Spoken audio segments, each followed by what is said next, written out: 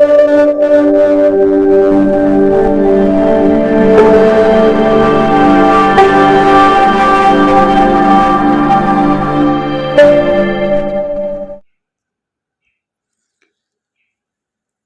हैं आप सभी। आज की इस क्लास में हम बात करेंगे चित्तौड़ के तीसरे साके की। चित्तौड़ का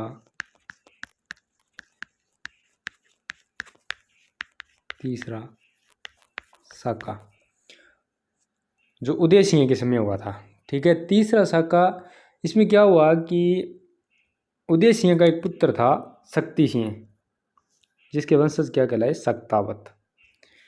और शक्ति सिंह अपने पिता से किसी बात से नाराज होकर चला गया अकबर के पास।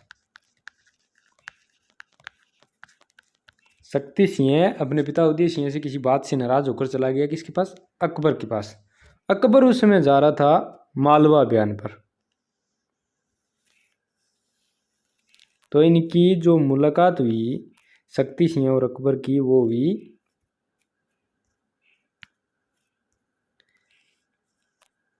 इधर धौलपुर में। ठीक है, तो अकबर बोला शक्ति सिंह से कि भी देख, लगभग राजा मेरा धीर हो गया, अगर मैं मेवाड़ पर आक्रमण करूं तो तू मेरी क्या हेल्प करेगा। तो शक्ति सिंह ने उस समय तो बातों बातों में टाल दी, बात टाल दी और रात को विचार किया कि भी अगर इसकी सहायता तूने की तो मेवाड़ की जनता क्या कहेगी कि अकबर को अपने पिता के विरुद्ध कौन लेकर आया, अपने पिता के शक्ति सिंह, मेरी तो बड़ी बदनामी होगी। तो शक्ति सिंह क्या करियो, बी रात ही बटू फरार हो गया, रात में भाग निकले। शक्ति सिंह वहाँ से रात को फरार हो गया और आगे पहुंचा कहाँ, मेवाड़ उदय सिंह के पास। और आकर बोला कि उदय सिंह को कि तैयारी शुरू कर दो, अकबर को अटैक हुआ, वो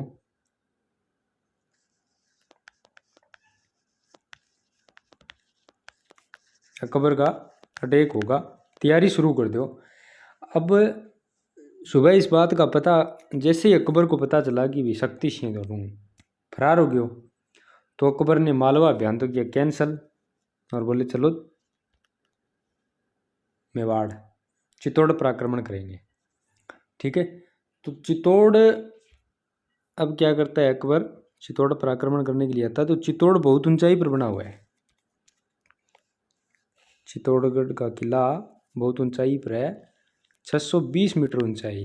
ठीक है, तो ये दूर से दिखाई भी पड़ता है और इसकी जो घेराबंदी है वो बड़ी आसान होती है क्योंकि ये दूर से दिखता है। तो अकबर चित्तौड़ की ओर चला जब, तो ये यहाँ से कोटा से गागरोन मांडलगढ़ होते हुए चित्तौड़ पहुंचा। और यहाँ आकर अकबर ने अपने एक व्यक्ति बख्शीश खां को, यहाँ पहुंचा उस समय दिनांक थी 23 अक्टूबर 1567। 23 अक्टूबर 1567 को अकबर है चित्तौड़ पहुंचा और अपने एक व्यक्ति बख्शीश खां को जो दुर्ग की घेराबंदी की जिम्मेवारी सौंपी। ठीक है, कि घेराबंदी कर दो दुर्ग की। और जैसे ही उधर शक्ति सिंह ने अपने पिता को इस बात की खबर बताई, मतलब कि अकबर है वो चित्तौड़ पर आक्रमण करेगा, ये बात जैसे ही सूचना दी इस बात की शक्ति सिंह ने, तो उदय सिंह ने एक अज्ञात मीटिंग बुलाई अपने मुख्य सेनापतियों की, जो मेन थे उनकी सबकी मीटिंग बुलाई। और तो सब ने ये निर्णय लिया कि जो बहादुर शाह का आक्रमण हुआ था उसके बाद मेवाड़ बहुत कमज़ोर हो चुका है और आप यानी उदय सिंह से कहा कि आप अपने परिवार सहित पहाड़ियों में चले जाएं। ठीक है, तो उदय सिंह क्या हुआ कि एक दो बार तो ना की, फिर अपने जो मुख्य जो व्यक्ति थे उनको, जैसे एक दो मैं नाम लिखवा देता हूँ, आपको बता देता हूँ। जयमल राठौड़, जयमल राठौड़ ये मेड़ता का राजा था जयमल राठौड़। और 1562 के अंदर क्या हुआ, 1562 में अकबर ने सफरुद्दीन को भेजकर जो मेड़ता का किला था वो जीत लिया था, उस पर अधिकार कर लिया था। और जयमल क्या किया, आ गया उदय सिंह के शरण में। ठीक है। कल्ला राठौड़, ये जयमल का भतीजा है। फत्ता सिसोदिया या फत्ता चुंडावत, फत्ता सिसोदिया या फत्ता चुंडावत।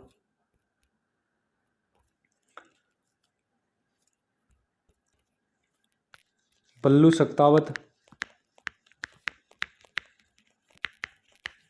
और ईश्वरदास चौहान।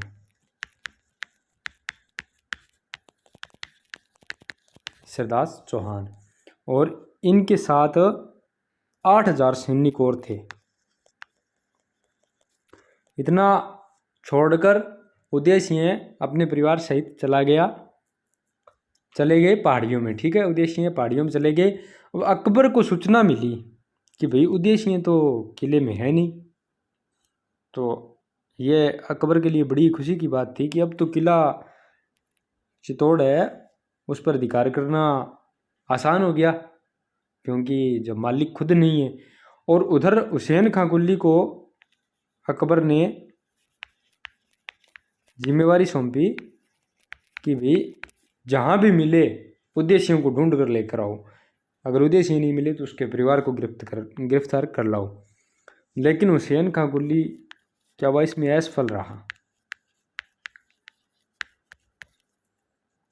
रहा और अकबर के पास आ गया वापस। तो जैसे जो आसपास की जनता थी चित्तौड़ की, उसे पता चला कि भाई अकबर आया है और चित्तौड़ पर आक्रमण करेगा, तो जनता डरी हुई थी। डरी हुई जनता क्या किया, जनता ने चित्तौड़ की ओर चल पड़ी और चित्तौड़ में आ गई जनता। लगभग 30,000 के समथिंग वहाँ जनता आ गई। 30,000 जनता वो आ गई, 8,000 सैनिक हो गए, इनका परिवार हो गया। इससे करके 40 से 50,000 45,000 की जनता हो गई चित्तौड़ के अंदर। ठीक है। अब इतनी जनता हो गई और बाहर घेराबंदी हो गई। अच्छी व्यवस्था थी खाने पीने की, लेकिन इतनी जनता हो गई तो खाने पीने की व्यवस्था धीरे धीरे खत्म हो जाएगी। ऐसा सोचकर वहाँ एक निर्णय लिया गया कि खाना सिर्फ एक वक्त का बनेगा। खाना सिर्फ एक वक्त का बनेगा, दोनों वक्त का खाना वही खाएंगे जो सैनिक है। ठीक है, दोनों वक्त का खाना सिर्फ सैनिकों को मिलेगा जो युद्ध करेंगे। और साथ में खाना बनाएंगे एक जगह, जिससे क्या हुआ, लकड़ियों को बचाया जा सके। कल को जोहर की नौबत आ जाए तो लकड़ियां कम ना पड़े। ठीक है।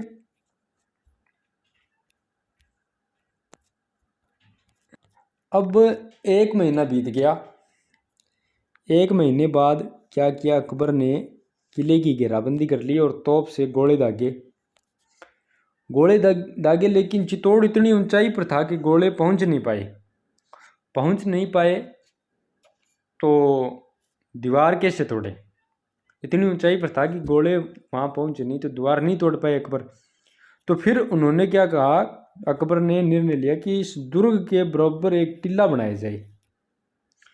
टिल्ला बनाकर उस पर रखेंगे हम अपनी तोप और फिर गोले दागेंगे। तो इतनी ऊंचाई का टिल्ला बनाना आसान काम थोड़ी था। सेना बहुत से लोगों ने ना की, लेकिन अकबर ने कहा भी पैसे मेरे लगेंगे, जहाँ से भी सेना बुलानी हो, जहाँ से मजदूर बुलानी हो आप बुला लो। यहाँ बहुत पैसा लुटाया था अकबर ने। और यहाँ टिल्ला बनकर तैयार हो गया 1 महीने बाद, लमसम 1 महीने बाद ये टिल्ला बना। और अकबर ने इस पर तोप रख के गोले दागे, फिर भी इस पर दीवार तोड़ने में गोले क्या करे, यहाँ से चले और सीधे चित्तौड़ दुर्ग के अंदर आए। दीवार तो फिर भी नहीं तोड़ पाया। तो फिर अकबर ने एक निर्णय लिया कि हर 3-4 घंटे बाद एक घोड़ा दागो, इन्हें इतना परेशान करो दिन रात इन्हें। तो क्या हुआ, ये घोड़ा जाकर पड़ता हर 3-4 घंटे बाद। तो परेशान हो गया कौन, कल्ला राठौड़। परेशान होकर कल्ला राठौड़ बोला, यार चाचा जयमल राठौड़ से कि ये क्या है रोज रोज की, खोल दो दरवाजे, कर लेते हैं युद्ध। तो जयमल राठौड़ बहुत ही समझदार व्यक्ति था। ये बोले, जयमल राठौड़ बोला कल्ला राठौड़ से कि देख भाई, अकबर यही चाहता है कि हम दरवाजे खोलें। देख बेटा, अकबर यही चाहता है कि हम दरवाजे खोलें, लेकिन हमारी कोई बात नहीं, हमें तो एक दिन मरना ही है, एक दिन युद्ध होगा और हमें मरना है। लेकिन जो निर्दोष जनता बैठी है चित्तौड़ में 30,000, वो किसके भरोसे बैठे हैं, राजा के भरोसे। अगर हम हमारे मरने के बाद उनका क्या होगा, ये सोचो। इसलिए उस जनता की सुरक्षा के दृष्टि से मैं ये दरवाजे हम नहीं खोलेंगे। अभी कोई समाधान तो निकला नहीं, लेकिन धीरे धीरे क्या हुआ, सेना का जोश है वो कम होने लगा और एक शांति वार्ता हुई डोडिया सांडा और ईश्वरदास चौहान। ईश्वरदास चौहान कौन था, ईश्वरदास चौहान था धनुर्धर जो सेना थी,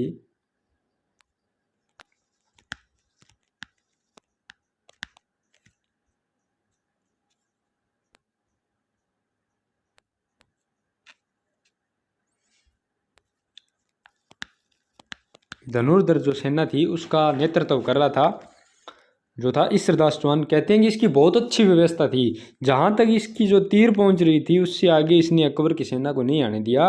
और अकबर ने एक बार तो इसे संदेश भी भिजवाया था कि आजा हमारे साथ मिल जा, तो इसने वो उसका प्रस्ताव नकार दिया था ईश्वरदास चौहान ने। इसकी बहुत अच्छी व्यवस्था थी, ठीक है, धनुष में। और फिर एक मीटिंग की इन्होंने, डोडिया सांडा ईश्वरदास चौहान है और उधर से अकबर आ गया। इन्होंने एक अज्ञात जगह, ऐसी जगह मीटिंग होती है जहाँ ना तो सेना दूर हो इनकी भी, और बिना शस्त्र के इधर से अकबर आएगा, इधर से ये चलेंगे, और वहाँ बैठकर इन्होंने चर्चा की, संधि वार्ता हुई। ठीक है, संधि वार्ता में क्या हुआ, संधि बिल्कुल तय हो गई थी लगभग, लेकिन अकबर ने एक शर्त रखी। शर्त क्या थी कि महाराणा खुद आना चाहिए, महाराणा खुद आना चाहिए तब मैं संधि करूँगा। तो इन्होंने मना कर दिया कि महाराणा तो नहीं आएंगे। तो अकबर बोला भी मैं संधि नहीं करूँगा, तुम मरोगे, सारे के सारे मरोगे, फिर भी अगर आपकी कोई आखिरी इच्छा है तो वो बता दो। तब कहते हैं कि डोडिया सांडा बोला, डोडिया सांडा बोला कि हम जब तक हम में से एक भी जिंदा है, जितनी सेना थी 8,000 उनमें से एक भी जिंदा है, तब तक तू चित्तौड़ पर अधिकार नहीं कर सकता। और हमारे मरने के बाद हमारी एक ही प्रार्थना है, एक ही विनती है, हमारे मरने के बाद तू हमारा जो अंतिम संस्कार है वो हिंदू रीति रिवाज से कर देना, ठीक है, हिंदू रीति रिवाज से कर देना। अकबर बोला कोई बात नहीं। तो बताया जाता है कि उन्हें मरने के बाद में अकबर ने जलवाई थी, सारी लाशें जलवाई थी।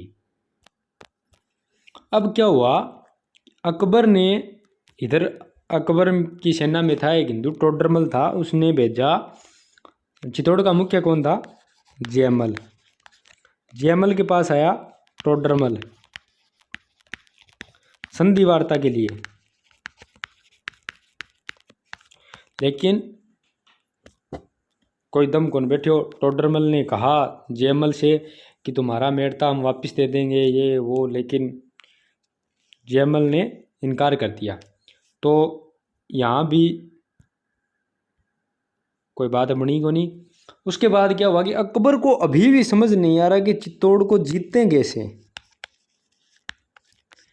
तभी बताते हैं कि एक बुढ़ा आदमी आया था, एक वृद्ध व्यक्ति अकबर से मिलने आया और उसने बताया कि मैं बहादुर शाह के समय, बहादुर शाह की सेना में सैनिक था मैं। वो बूढ़ा व्यक्ति बोला मैं बहादुर शाह की सेना में सैनिक था। उस समय कर्मावती के समय जैसे बहादुर शाह ने चित्तौड़ को जीता था, सेम उसी तरीके से जीता जा सकता है। अकबर बोले बताता हूँ, तो बता इशू के तरीके है। तो उस व्यक्ति ने बताया अकबर को कि साबात बनाकर तू चित्तौड़ को जीत सकता है, अदरवाइज चित्तौड़ को नहीं जीत सकता। तो अकबर ने साबात की शुरुआत कर दी। साबात क्या होती है? साबात वो दो तरफ से साबात बनाएगा, एक तो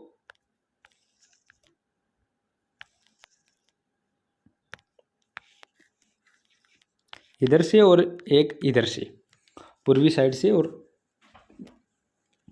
तो साबात होती है, एक मकान होता है, बहुत बड़ा मकान, बहुत बड़ा मकान। इसकी जो छत होती है इस पे चमड़ा लगाया जाता है, चमड़ा। और ये इतनी बड़ी होती है कि 4 हाथी इसमें एक साथ बरोबर चल सके। और इतनी ऊंची होती है, चौड़ाई इसकी इतनी होती है कि 4 हाथी बरोबर चल सको। और इसकी ऊंचाई इतनी होती है कि अगर हाथी के ऊपर अगर बाला लेकर खड़े तो भी ऊपर टच ना करे। तो अबुल फजल लिखता है, अबुल फजल उस समय नहीं था यहाँ अकबर के साथ, लेकिन वो लिखता है कि उस समय साबात में हर रोज 200 व्यक्ति मरते थे, क्योंकि चित्तौड़ से पत्थर वगैरह गिरे जाते थे, बाण धनुष पत्थर। उनमें क्या है कि 200 व्यक्ति, लगभग 200 व्यक्ति डेली मरते थे। अब इस प्रोसेस में 1 महीना लग गया। 1 महीने बाद साबात बनकर तैयार हो गई। और उस समय इन दोनों साबात में, एक में तो 120 मन बारूद और दूसरी में 80 मन बारूद रखा गया। तो अब सोच के देखो 120 मन बारूद कितना होता है। जब कहते हैं कि ये बारूद फटा था तो 50-50 कोस दूर तक इसकी आवाज़ सुनी थी। ये बात अबुल फजल लिखता है कि जब ये बारूद फटा था, 120 मन बारूद बहुत होता है, तो 50 कोस तक इसकी आवाज़ सुनी थी। लेकिन इनमें जो ये बताया जाता है कि 80 मन वाली जो ये बारूद थी वो फटी नहीं थी, और तभी ये अचानक से फट गई। तो उस समय अकबर को बहुत नुकसान हुआ था। लगभग 200 अकबर के व्यक्ति 200 मारे गए, उनमें से 50 मुख्य थे। और बताया जाता है कि 20 को तो अकबर पर्सनली जानता था। तो अकबर को बहुत नुकसान हुआ था उसमें। तो इधर जयमल ने जो दीवार टूटी उसे बनाना प्रारंभ कर दिया। तभी रात का समय था। अकबर को ऐसे लगा कि दीवार के पास कोई घूम रहा है, और अकबर ने अपनी बंदूक मंगाई। अकबर की बंदूक का नाम था संग्राम। बंदूक मंगाई और गोली चला दी। लेकिन उस गोली का अभी तक पता नहीं है अभी कहाँ गई, किसके लगी। लेकिन उसके बाद क्या हुआ, जयमल ने आदेश दे दिया कि विसाखी की तैयारी की जाए। अब होगा यहाँ चित्तौड़ में साका। जयमल ने आदेश दे दिया साकी की तैयारी की जाए। उस समय यहाँ जो सेना थी, इधर यहाँ पूर्वी दरवाजे पर, इधर यहाँ दक्षिणी बुरुज, पूर्वी दरवाजा था सूरजपोल, और ये था लखोटी। वैसे दरवाजे 7 थे जी तोड़ के। यहाँ तो था जयमल और कल्ला, साईदास चुंडावत और डोडिया सांडा। यहाँ था बल्लू। ठीक है। अब क्या हुआ, पहले रात्रि भोज का आयोजन किया गया। रात्रि भोज वो जो आयोजन था उसमें वहाँ की सेना, राजा प्रजा सब ने साथ मिलकर एक साथ खाना खाया। रात्रि भोज का आयोजन किया गया, सब ने एक जगह बैठकर खाना खाया। और महिलाओं ने 16 श्रृंगार किए, पूरी तरह सज धज कर। उसके बाद वहाँ जोहर हुआ। बताया जाता है ये जोहर अलग अलग हुआ था, जैसे चौहानों का चौहानों की हवेली में, राठौड़ों का जैसे अलग अलग। और मेन यहाँ जो जोहर हुआ था वो माना जाता है फत्ता की पत्नी फूल कंवर के नेतृत्व में, फूल कंवर के नेतृत्व में मुख्य जौहर माना जाता है। तभी जौहर की अग्नि भड़की और इतनी जोर से आग थी चित्तौड़ में, पूरा आग से लबालब था चित्तौड़। लेकिन अकबर क्या था, हिंदू रीति रिवाजों के बारे में ज़्यादा नहीं जानता था। तो अकबर को लगा कि भी ये अग्नि कैसी है। तो अकबर को जो राजपूती कल्चर है उसके बारे में ज़्यादा नॉलेज था नहीं, तो वो उस अग्नि को देखकर बोला कि ये कैसी अग्नि है। तब अकबर के साथ एक राजपूत था भगवंत दास।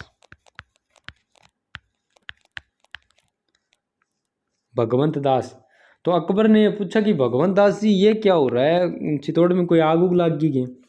तो भगवंत दास बोले कि नहीं, ये बड़ी ही पवित्र अग्नि है, ये बड़ी ही पवित्र अग्नि है, अंदर जौहर हो रहा है। राजपूत जब जीत की उम्मीद खो देते हैं तब वो जौहर करते हैं, और ये जौहर की अग्नि है। अब जल्दी ही चित्तौड़ के दरवाजे खुलेंगे, केसरिया होगा, आप भी युद्ध की तैयारी शुरू कर दो।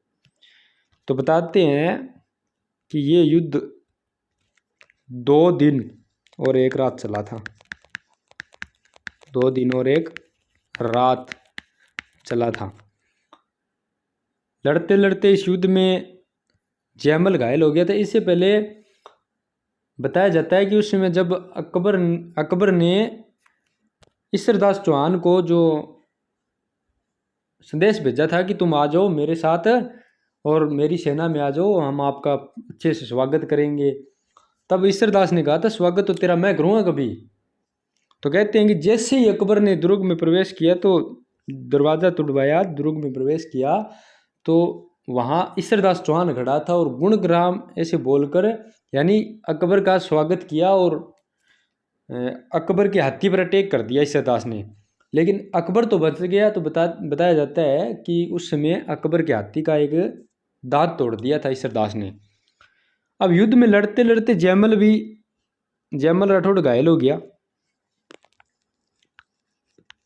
जयमल हो गया घायल और साइड में जाकर बैठ गया। तो कल्ला बोला, क्या बात हुई, लड़ाई नहीं करोगे? तब जयमल बोला कि बेटा लड़ाई की करूँ, मेरे एक पैर में लग गई और मैं घोड़े पर बैठने जो रहे हो को नहीं। जयमल बोला कि मेरे पैर में लग गई, अब मैं घोड़े पर बैठने लायक नहीं रहा हूँ। ये बात कही जयमल ने अपने भतीजे कल्ला राठौड़ से। लेकिन मेरी लड़ने की इच्छा है वो अभी समाप्त नहीं हुई है, तुम मुझे अपना कंधा दो और मैं फिर लड़ूंगा। तो कहते हैं कि जयमल राठौड़ अपने भतीजे कल्ला राठौड़ के कंधे पर चढ़कर लड़ा था, और ये दृश्य स्वयं अकबर ने देखा था। इन्हें 4, 1 2 इनके और 2 इनके 4 हाथ हो गए, इन्हें 4 हाथ व 2 सिर वाला देवता का है, 2 सिर वाला। और ये दृश्य अकबर ने स्वयं देखा था। फिर अपनी बंदूक संग्राम से इन्हें गोली मारती और इनकी हत्या करती। ये वहाँ शहीद हो गए और यहाँ सारे जो सैनिक थे वो शहीद हो गए। फत्ता चुंडावत भी शहीद हो गया। तब क्या करते हैं कि अकबर ने चित्तौड़ को घेर लिया और अकबर का बहुत नुकसान हुआ। यहाँ जैसे ही चित्तौड़ को जीत लिया अकबर ने, अकबर का बहुत नुकसान हुआ था यहाँ। अकबर पूरी तरह से गुस्से में था और उसने यहाँ कत्लेआम का आदेश दे दिया, भी जो भी मिले उसे मार दो।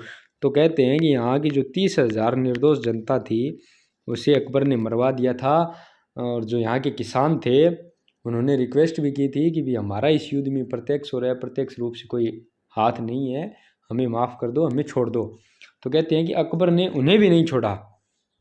तो ये जो कत्लेआम है वो सुबह से लेकर मध्य रात्रि तक चला था।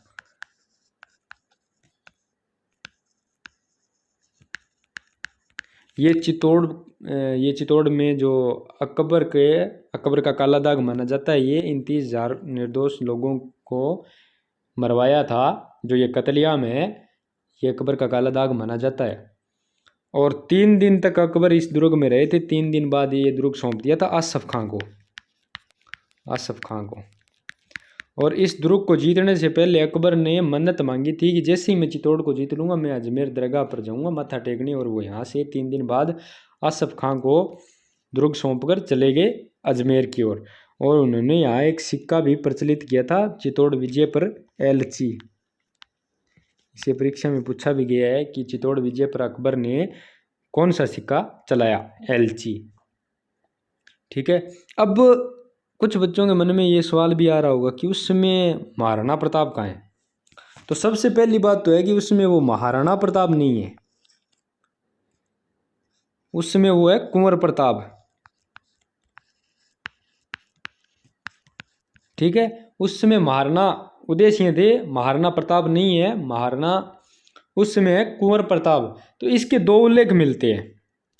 एक तो ये मिलता है कि वो उदय सिंह के साथ ही चले गए थे पहाड़ियों में।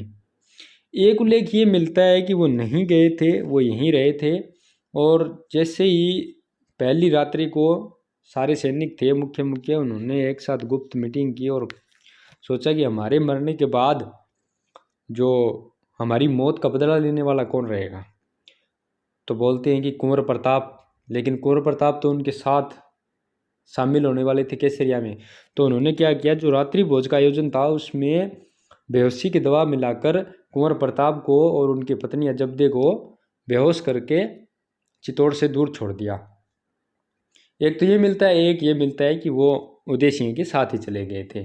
ठीक है। तो उस समय महाराणा प्रताप नहीं है। महाराणा प्रताप की उसमें उम्र थी 28 वर्ष, क्योंकि चित्तौड़ का जो साका ये हुआ था, चित्तौड़ का 1568 में हुआ था।